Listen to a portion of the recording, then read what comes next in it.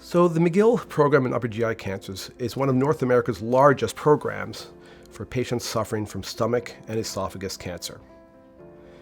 We manage people from across Eastern Canada with all stages of this devastating disease.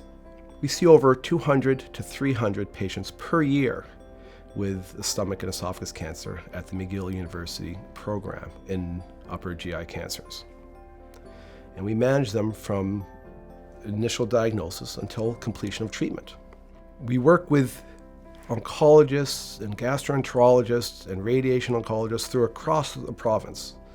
Although we centralize treatment decisions here at the Montreal General Hospitals, we partner with over 40 hospitals across Quebec and Eastern Canada in order to provide care closer to home. But ultimately, the surgical decisions and surgical treatment is done here at the Montreal General Hospital, where we've centralized the care and management of this complex surgical procedure in order to provide the best outcomes. So when someone is diagnosed with esophageal cancer, there's a battery of tests that we have to do to make sure we know where the tumor is and what type of tumor it is. So that usually encompasses a gastroscopy or an endoscopy, a tube passed through the mouth where we can actually look at the tumor, see where it is, and biopsy it. And that tells us exactly the type of tumor it is.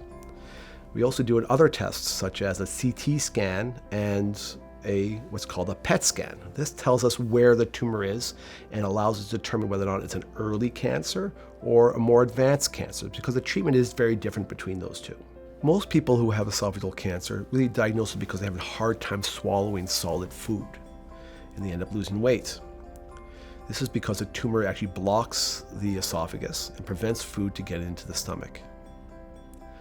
So in many patients, if we start treatment early, such as chemotherapy, that can shrink the tumor almost immediately, so you don't need any other feeding.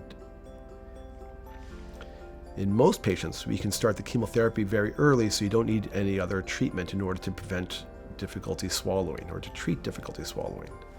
But in some patients who have severe difficulty swallowing, we sometimes put a tube in through the nose to help feeding, or a tube directly into the stomach to help feeding. In some patients, we can actually put a scope and stent inside the esophagus to push the tumor aside to allow you to swallow better. Difficulty swallowing is the main symptom of esophageal cancer. Here at the McGill Division of Thoracic Surgery, we have a team of expert nutritionists who see all patients with esophageal cancer and make sure that their weight remains stable and they have an appropriate diet in order to allow them to complete their treatment.